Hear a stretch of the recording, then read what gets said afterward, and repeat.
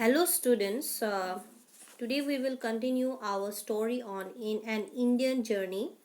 So we were in that part of the story where Passepartout and Fogg have reached a place called Kholby and which is 50 miles away from Allahabad, and this place is of nowhere where is no railway track is built from it. Now what happens? Let's see what happens. So no doubt, replied the conductor, but the passengers know that they must find transportation for themselves. From Kholby to Allahabad, Sir Francis was furious. Passepartout would willingly have knocked the conductor down and did not dare to look at Fogg. So what happened is that this replying that as Francis was angry because they had sold tickets without telling that some railway tracks had not been set up throughout the country.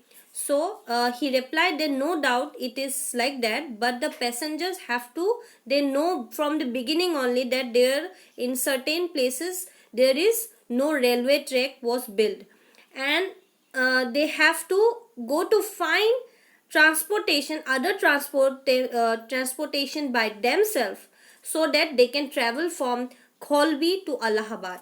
So after hearing this, Sir Francis became angry, and Passepartout was wanted to knock him down, wanted to hit the conductor, but he did not care about Fogg only. He was so angry, both Francis and Passepartout. So Sir Francis said, Mr. Fogg, quietly, we will, if you please, look about for transportation to Allahabad. It was but too true that the railway came to an end at this point. Most of the travelers were aware of this, and leaving the train, they began to engage such vehicles as they could from the village. So what happened is that Fogg told Sir Francis to find another transportation so that they can travel to Allahabad, and he was asked to look at the village so that they get any other transportation rather than railway, rather than train. So it was very much true. So everyone was aware, and all came out from the train, and they started to find other transport, whatever they have got from the village, they took it and went to Allahabad like that. So next page. So, Mr. Fogg and Sir Francis Cromarty, after searching the village from end to end, came back without having found anything. I shall go on foot, said Phileas Fogg. So, what happened after searching the whole village from end to end, they could not find any transportation. Mr. Fogg and Sir Francis Cromarty. So, Phileas Fogg told that let's go with I shall go on foot only, no need to I will not take any